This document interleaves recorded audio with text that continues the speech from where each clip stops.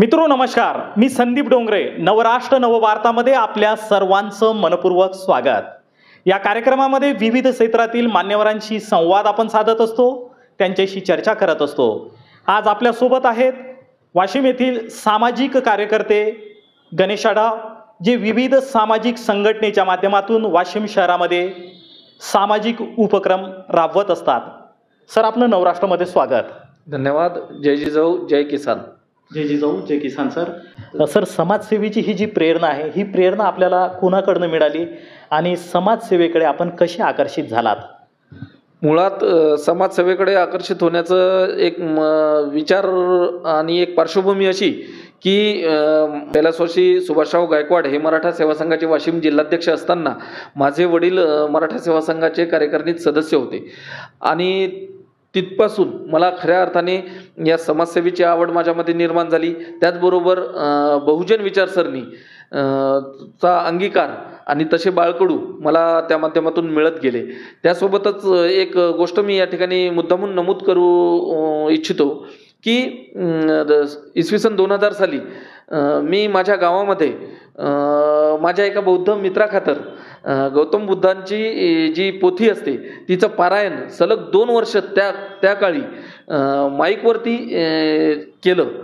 आणि तिसरी एक महत्त्वाची गोष्ट की माझी आई जी आहे, तर माझी मोठी आई आज ती हयात नाही आहे दुर्दैवानं, तर तिचा माझ्यावरती संस्कार अशा पद्धतीचे होते की सर्वांना धरून चालणे, सर्वांना धरून राहणे, जात धर्म नाही, माणसाने माणसाशी माणसासारखं वागलं पाहिजे आणि हे कुटुंब केवळ तुझं घर नसून हे संपूर्ण गाव हे तुझं घर आहे.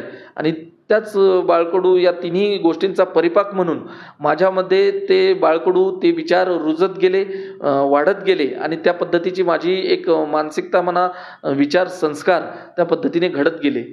खूप छान अशी शिकवण आपल्याला आईने दिलीत. सर, आजवर आपण केलेल्या सामाजिक कार्याचे स्वरूप थोडक्यात आम्हाला सांगाल? सर, सामाजिक कार्य बघायला गेलं तर फार मोठं आहे असं म्हणायला हरकत नाही.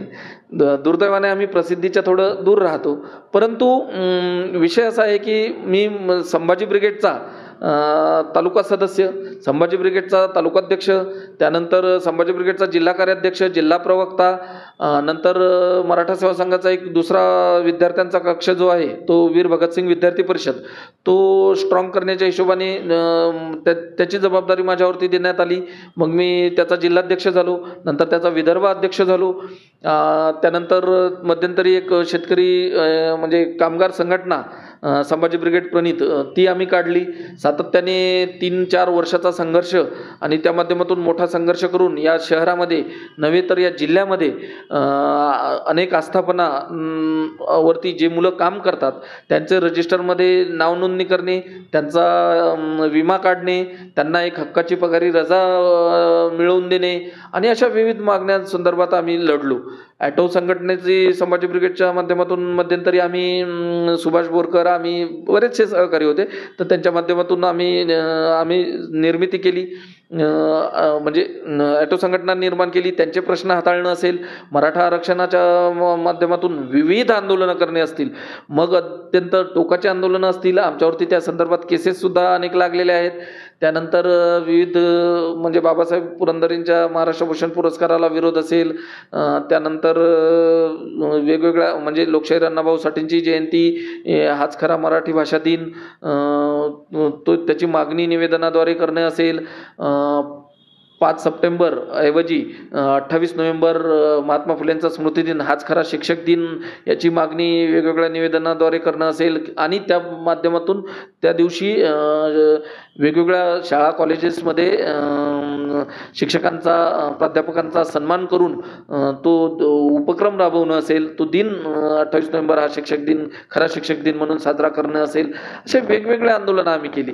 विद्यापीठ उपकेंद्राच्या प्रश्नामध्ये सन्माननीय खासदार भावनाताई गवळी यांच्या सोबत आणि एक त्यांच्या पॅरलली सुद्धा समांतर असा एक मोठा लढा आम्ही उभारला. कॉलेजेसमध्ये जनजागृती असेल, वेगवेगळे धरणे आंदोलन असतील, खासदारांना घेराव असेल, मंत्र्यांना घेराव असेल, मंत्र्यांना निवेदन असेल, 1 सप्टेंबर 2010ला मंत्रालयात त्याला तत्वता मान्यता मिळवून घेणं असेल, त्या बैठकीला स्वतः मी आणि एक माझा कार्यकर्ता त्या ठिकाणी हजर होतो.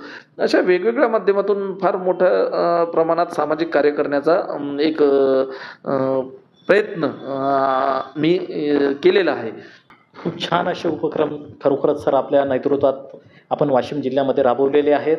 आता वाशिम जिल्ह्यामध्ये संत गाडगेबाबा अमरावती विद्यापीठाचे उपकेंद्र व्हावे ही मागणी ज्यावेळेस इथे सुरू होती आणि आंदोलनं ज्यावेळेस वाशिम शहरामध्ये झाले होते त्यावेळेस गणेश आढाव हे नाव सर्वात समोर होतं. तर हे विद्यापीठाचं उपकेंद्र वाशिममध्ये अद्यापही झालं नाही, तर याकरिता काय अडचणी आल्या? याला आपल्या येथील लोकप्रतिनिधी हे जबाबदार आहेत की शासन स्तरावरून काही अडचणी आल्या? नेमकं आपल्याला काय वाटतं? आपल्या इथले लोकप्रतिनिधी खऱ्या अर्थाने जबाबदार आहेत. त्यावेळेस माझे कात्रणं सुद्धा आहेत. मी बेधडक व्यक्तिमत्व आहोत. मी जे वाटते ते करतो, कारण प्रांजळ, निर्मळ आणि कोणताही डाग आपल्यावरती नाही. म्हणजे कुठे भ्रष्टाचार किंवा काय असा स्वार्थ कोणताच नाही. त्याच्यामुळं बेधडक विषय असतात आपले. तर खऱ्या अर्थाने लोकप्रतिनिधींची अनास्था हीच विद्यापीठ उपकेंद्र न होण्यासाठी कारणीभूत आहे. कारण आमचा सामाजिक म्हणजे आपण ज्याला बाहेरचा लढा म्हणू, तो बाहेरचा लढा फार तीव्र होता. परंतु भावनाताईंनी असेल आणि मला विशेषतः या ठिकाणी आठवण करावीशी वाटते, कैलासवासी प्रकाशदादा डहाके माझे म्हणजे आमदार, तत्कालीन आमदार यांनी सुद्धा विशेष प्रयत्न केले. 1 सप्टेंबर 2010ला मंत्रालयामध्ये जी बैठक झाली त्या बैठकीमध्ये सुद्धा प्रकाशदादांनी चांगल्या पद्धतीनं बाबी मांडल्या. आम्ही आमच्या स्तरावरून तत्कालीन उच्च व तंत्र शिक्षण मंत्री राजेश टोपे असतील, राज्यमंत्री नंतर DP सावंत असतील त्या विभागाचे, आणि कुलसचिव असतील, आपले कुलगुरू मॅडम असतील, अशा विविध स्तरावरती आम्ही लढलो. घेराव घालणे, मंत्री आले की मंत्र्यांना भेटणे, त्यांना घेराव घालणे, निवेदन देणे, पालकमंत्र्यांना भेटणे, असं सगळं जनरेटा पूर्ण होता. विद्यार्थ्यांचाही प्रचंड आक्रमक होता, रास्ता रोको केले. परंतु शासकीय लोकप्रतिनिधींची म्हणजे जी अनास्था आहे की विदर्भाला काहीतरी मिळालं पाहिजे. मला असं म्हणायचं की त्यानंतर मराठवाड्यात लातूर असेल, त्यानंतर मला वाटते जालना असेल आणि आणखी एक बहुतेक धाराशिव, तर त्या ठिकाणी उपकेंद्र सुरू झाली. मग विदर्भात का होत नाही आहेत?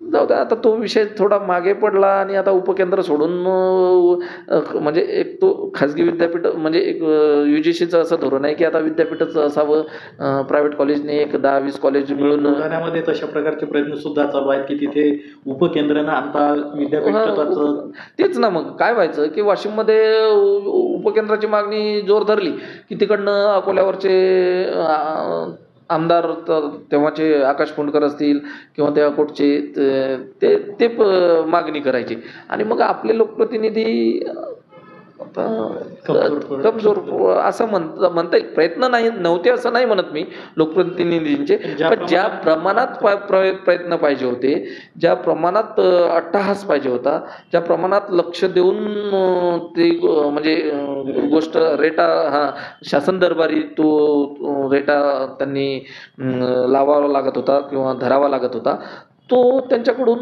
दुर्दैवानं म्हणावं लागते की मला वाटतं की नाही धरला गेला. म्हणून नाही तर तेव्हा उपकेंद्र झालं असतं. आज कदाचित 5-10 वर्षात आपल्या इथे विद्यापीठ आलं असतं किंवा आत्ताच आलं विद्यापीठ सुद्धा झालं असतं. धन्यवाद सर, आपण नवराष्ट्राशी जोडलात, आपले खूप खूप आभार. तर मित्र हो, आपल्यासोबत होते वाशिम येथील सामाजिक कार्यकर्ते गणेश आढाव, ज्यांच्यासोबत आपण चर्चा केली. अशाच प्रकारे विविध क्षेत्रातील मान्यवरांशी यापुढे देखील आपण भेटणार आहोत. तोपर्यंत पाहत रहा नवराष्ट्र नववार्ता.